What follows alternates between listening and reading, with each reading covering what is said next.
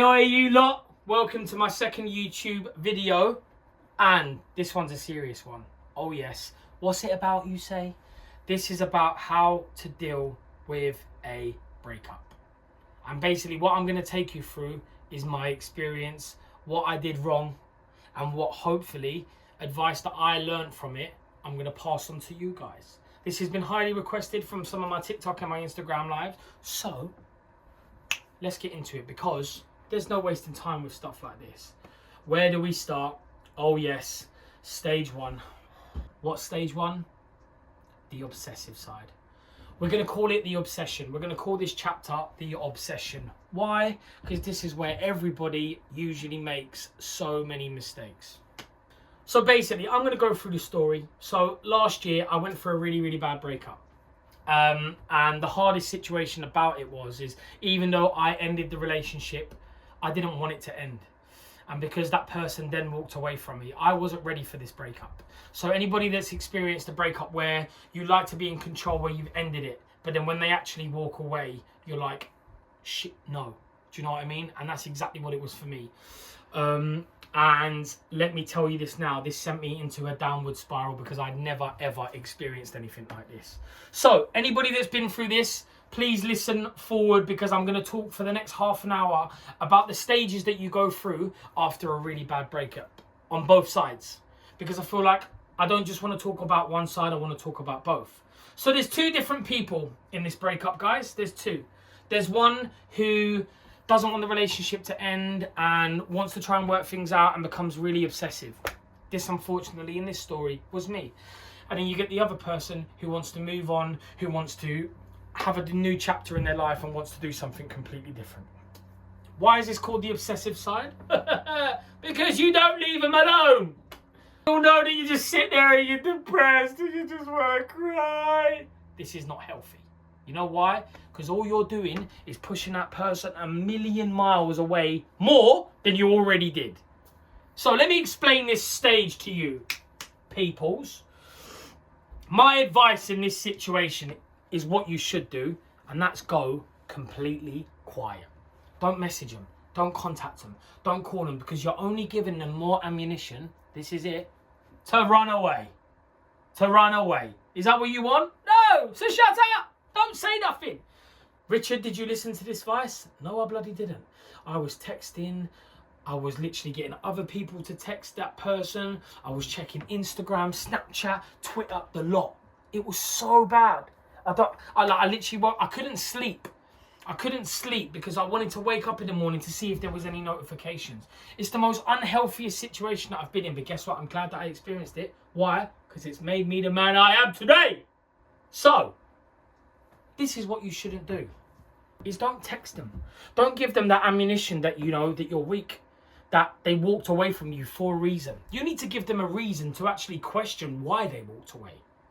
Not give them a reason to just run to the block, Sharon, you silly sausage. She's not coming back, or he's not coming back if you do that way. Jesus Christ. I should have said this to myself 2 years ago, but it is what it is. Moving on. So, in this stage, it's hard. Because I will be honest with you, last year, before this happened, I didn't really know much about mental health, didn't really understand it. Thought a lot of people just used it for an excuse to get out of work, this, that and the other. Never really kind of voiced my opinion on it, because I'm not like that, because I do respect people go through stuff. And then I experienced really bad anxiety after this breakup, and it hit me like a ton of bricks because I did not know how to handle it at all. Because I was quite a confident person, very sort of kind of like, you know, I don't know, I was confident in myself. I didn't feel like I had any problems because I guess I was always in denial. And then it hit me. When I come out of this breakup, I did not know how to handle it. I did not know how anxiety was. I was getting tight chest before I was going to sleep. I couldn't eat properly. I couldn't speak to anyone without obsessing about this whole situation, because all I wanted to do was just get back in this relationship, and I didn't care what it took to do it. And this is what I mean by it's obsessive, because it's not healthy for the mind. So that's how the obsessive person's going to be in that situation. A lot of you are going to know, what's the other person doing? So the other person has already gone through this stage. It's quite weird. So what a lot of relationship coaches say is that the person that goes through the obsessive stage are doing it whilst they was in the relationship with you. So whilst they was in the relationship, they was already hurting, because I think there was a part of them knew that the relationship was already going to end, and they didn't know how to let go. And this is what I think happened to me, is that I ended the relationship, which then sort of kind of gave her a get out clause to go and do what she wanted to do. And I was left confused as hell. But guess what? Tough shit, mate. That's life. And that's exactly what I want to explain to you guys. That is life. It happens. Is it nice? No. So what happens through this obsessive stage? Oh God, do we really need to talk about this? Yes, we do. So you're texting loads. You want to know what's going on. You want closure. No, you don't. You just want to talk to them. You want to see them. You want to, you want to try and rekindle all those emotions. You want to remind that person what they've walked away from. When in hindsight, they already know what they walked away from. Hence why they walked away. So it was hard. I weren't eating a lot, and what was worse for me during my situation last year is this happened just as lockdown started. Typical. So I was just like, oh, brilliant. Yeah. Not only am I single, I've got to deal with a bloody pandemic as well. Cheers, Boris. Thanks, mate. But it is what it is. And I think this made it a lot more intense for me because I couldn't go and see anyone. I couldn't talk about it. It was all online. And at this moment in time, not a lot of us were used to sort of kind of contact each other via FaceTime and House Party. We were using all those apps, weren't we? And that wasn't enough for me. I needed physical attention. I needed someone to sort of kind of be there for me. And I just didn't know what to do. And during this obsessive stage, a lot of people have that hope in their heart that you're going to hear from them, you're going to get a text message, or you're going to hear that they're hurting. Because a lot of people in this stage, when they hear the other person's hurting as much as them, it gives you like a reassurance that how you're feeling's okay. And because I didn't have this, I felt 10 times worse. So I started beating up myself. Like I started feeling really insecure. I lost a lot of weight in regards to sort of kind of like I was just walking loads. And I didn't really know what to do with myself. And I feel like a lot of people in this situation don't. But my advice to you is just don't message them. Don't make that contact. Don't show that weakness, because then I feel like you're just reminding them on what they've walked away from, and that they see that as a positive and not a negative. What you want them to think in their head is that it's a mistake. That they've walked away from somebody who's strong, somebody who's respectful of their space, somebody who understands what they were going through. Where if you're obsessive and you're sending loads of texts and you're begging them, please get back with me, you're just showing them a reason why they don't want to be with you, because you're being weak. And it is a sign of weakness. It's not nice to admit. I didn't like to hear it. But when I was watching some YouTube videos and stuff like that back in the day, trying to understand where I was coming from, it all started to make sense. And this is why I just kind of want to reassure people during that stage, it's okay not to be okay, man. It's okay to cry and to be upset, but you can do that by yourself. So I'm going to be nice about this. So the first stage is obsession. We all can admit that. Stage 2. I love this stage because this is my favourite stage. This is the stage of denial. Oh, I said it, Sharon, denial. You know why I love? Because this is the stage where you think you're absolutely fine, that you know what, that you don't shit in the woods. All of that stuff. But guess what? You're still hurting, you silly sausage. Should chill out. Don't jump back on Tinder and start messaging 700 people, because it's not going to work. Because you still love your ex. Oh, God. The reason why I'm laughing is because this was me. And this is the stage where I went back on TikTok. This is where I started TikTok. And I was like, oh, right. And then I started getting loads of attention. But I was making loads of ex-girlfriend videos, and I was being really immature and sort of kind of didn't really understand where I was at. But it was making me feel better, believe it or not. Because even though there wasn't contact, there still was contact in regards to social media. Because I couldn't let go. And that was my biggest issue. But in my defense, I think a couple of months after, like I said, I wasn't sort of kind of ready. So this is what I'm trying to reassure you guys. It's okay not to be ready. And in stage 2, the reason why it's not about moving on or trying to move on, because it's about finding yourself. Using this time in stage 2 after a breakup is to basically just kind of focus on who you want to be, what you want to do, what kind of relationship you want to be in. Because what you don't want to do, which we all do, is jump back into the same relationship, the same situation. Because then you're just going to, guess what? Have the same problems, you sausage. So what do you not do? That's right. Do not jump straight into something, because you get all of those friends. Yeah, let's just go out, boys. Get all the girls. That doesn't work. Let me tell you this now, right? For the whole of my life, I was the person who walked away.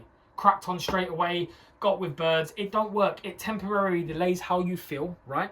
into a slow process where you think you're fine, and then you see when that person or that, you know, one night stand goes away, you go back to square one of feeling emotional and obsessive again. That's right. And then guess what? You straight back to square one where you're feeling obsessed, that you want to text your ex again, you're hoping for that text back. Sometimes, guys, I know that you don't want to hear this, you might not get that text back.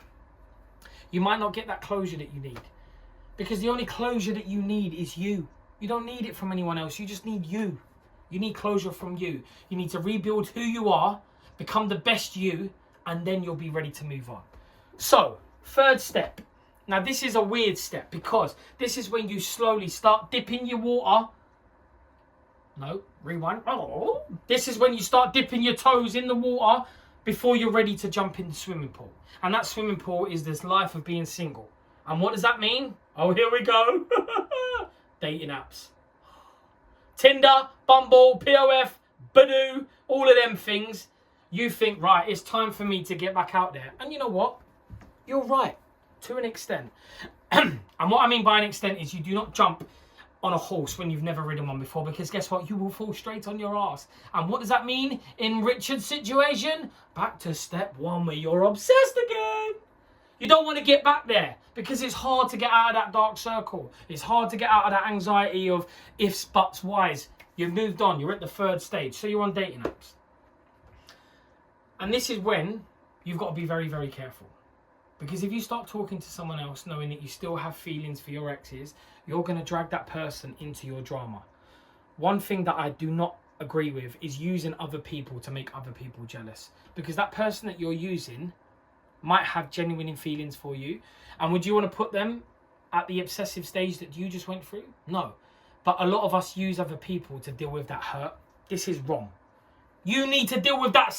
You need to deal with it yourself, Sharon. You need to stop being selfish. You need to deal with that yourself. You know why? Because it's your situation. It's not theirs. It's not their fault. Don't bring someone new in like, oh yeah, look at me and my new boyfriend. Are you watching? Of course, no, they're not watching.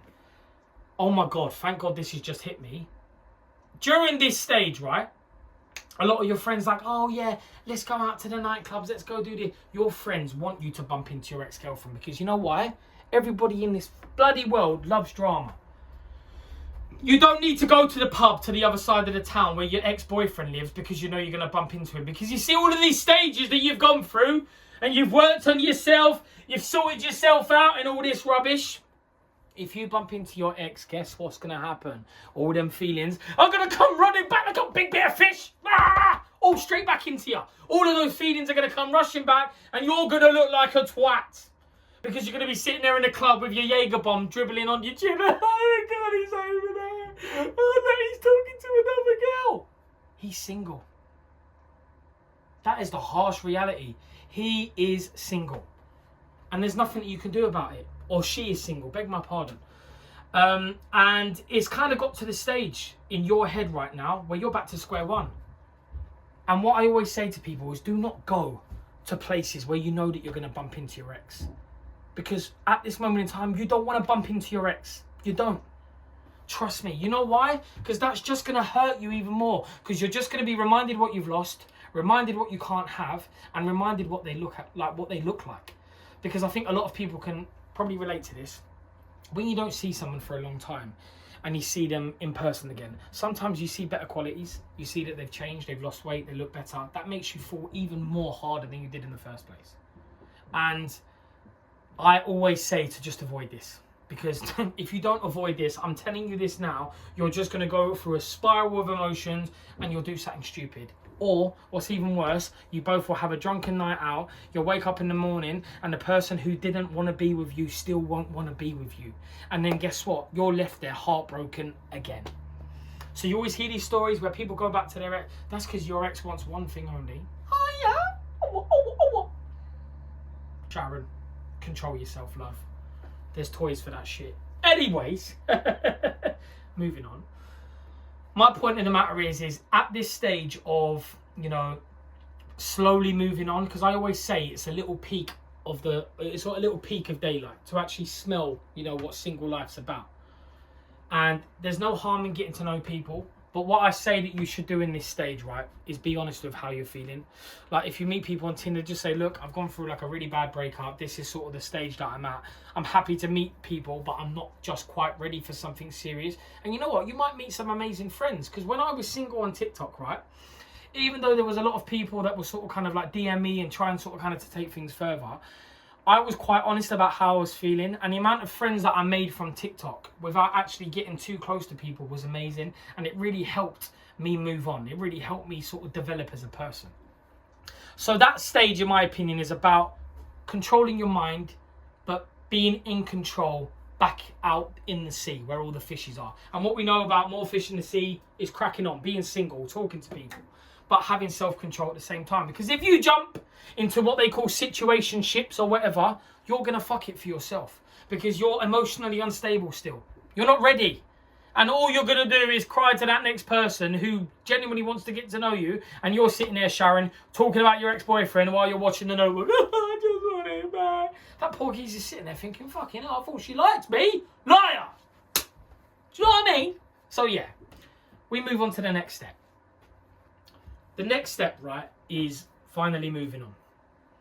Now, this is the best step because you know what? You finally step out of that dark hole. You finally step out of the, I'm never going to move on. I'm never going to be happy again. I'm never going to fall in love. I'm so angry. I hate myself. I'm fat. I'm ugly. I don't like my hair. That all changes because you actually start to focus on you again. You go for a cheeky little sunbed. You go and sort your hair out. You go out with the girls. You go out with the boys and you start enjoying your life. And guess what? This is the best bit. You finally are not completely fixed because once you're heartbroken, there's always a reminder in the future of how that felt. Like you always get little flashbacks and then you get that little pain in your heart and you're like, right, like I remember that. But it doesn't define you. And you're at this stage right now where like, you know what? You're ready to meet someone else. And the best bit about this stage is that you could finally potentially meet the love of your life. Hopefully. Hoping for all of you that you do. So this is a stage for me, right? Where I was 8 months deep. I think I was 7-8 months deep. And I hadn't met anyone else. I didn't really want to meet anyone. And then I met someone. And then my whole life changed. I completely forgot about everything in my past. I completely forgot about everything that I went through because I met somebody who I genuinely fell in love with. And it was a different type of love. It wasn't like an obsessive love. It wasn't like a, do you know what I mean? Like a desperate quick move into a situationship or whatever. It was genuine. I genuinely just fell in love without any control because I still wasn't ready for a relationship. I didn't want a relationship because my attitude is I want to fall naturally for once instead of intensifying it and pushing it. And then I fell good and hard.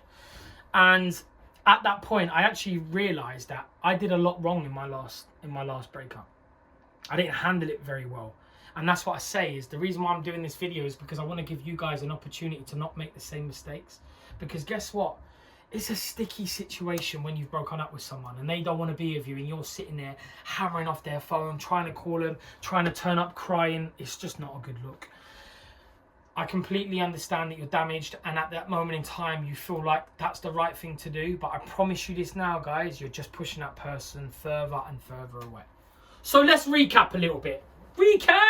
Oh yeah! Stage 1. This, by the way, let me remind you of this stage 1. My parents, right, are so used to me being the typical dickhead who walked away from every relationship. My mum and dad did not know how to handle me in this situation. I was an emotional mess. Absolutely emotional mess. Do you know why? Because I had no control over what I was doing. I had no control. So my mum and dad were like, are you all right? And I was like, no, like, I'm not all right at all. I don't know what to do. I don't know how to handle it. Like I was crying every time I went for a drive. It was horrible. But guess what? I learned so much about myself. So let's recap. Stage 1 is when you're obsessive. When you're expecting that text where you want them back. You expect that it's not going to happen. Sometimes it does, but it's not always for the right reasons. So what you need to do in that stage 1 is that you need to just try and stay silent. I'm not saying don't deal with the hurt. Cry your eyes out. Watch The Notebook 100 times, girls. Do it. Boys, watch The Notebook as well. Fuck it. We'll all watch The Notebook together. And cry. And because you know what? You see, if you cry, those feelings were real, man. They were real. It's real love. There's nothing wrong with feeling that. Let them, you know what it is? At the end of the day, if you're a good person and you were meant for them, it's their loss. And if you were the wrong person for them, then it wasn't their loss and they walked away for the right reasons. And you've got to see it from both sides. It's not a one-way street. So, we've recapped on the obsessive side. Stay silent. Spend some time with yourself. Surround yourself with the right people. Cool? Step 2. Oh yeah. Step 2 is the denial stage. Don't pretend that you're fine. Don't. Because you're not fine. There's nothing wrong with being hurt. All right, Sharon? Stop being an arrogant little bird. Like, oh, I'm fine. No, you're not fine. All right? So I always say in stage 2, go to the gym. Do something constructive, you know. Keep yourself busy. Because if you don't keep yourself busy, you're just going to fall back into stage 1. Step 3. This is the bit where you slowly start coming out of the woodwork and you start going out with your friends, you start meeting other people. But in my opinion, do not rush that stage. Do not just jump into bed with someone. Do not just, because I'm telling you now, you're going to hurt yourself. Because when you get physical with someone else after a heartbreak, right? I'm telling you now, it's not going to be the same for you. And you're going to be reminded of what you lost. And then it's going to and then you're going to think that, oh my God, I've ruined every single chance now because I've slept with someone. If they find out, oh my God, he's going to hate me forever. She's going to hate me forever. Don't rush. The reason why, yeah, so many relationships don't end up working is because one of the person goes and cracks on straight away and damages it even more. It damages it even more. 2 things are going to happen. You're either going to get back together and it's going to be the best thing forever, or the harsh reality is you're not going to get back together. And you just need to accept that. Stage 4. Oh yeah. Stage 4 is the best stage. You know why? Because this is when you start becoming you. You're like a transformer. You're part of the Avengers, where you're ready to go out and kick some ass. Yeah. Anyways. So stage 4 is the best stage because you finally get to find the real you. A stronger you. Somebody who's been through something. Someone who's gone through battle with themselves to finally come out and hopefully find your spirit animal, your soul partner, the person you're supposed to be with for the rest of your life. Oh yeah. So, that's basically my little whip round of what I went through, of the stages that I feel like happen after a breakup. If you want to hear more on this, and you think this is a good subject to talk about, and I won't waffle in too much, awkward, then in the comment section below, put categories that you want me to talk about. It could be about how dealing with friendships.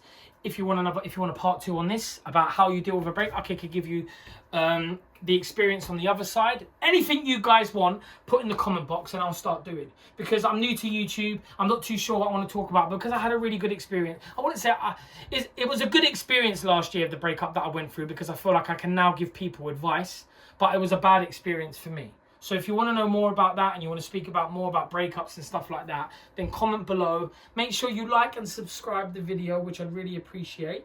And I'll see you guys in a bit. In a bit!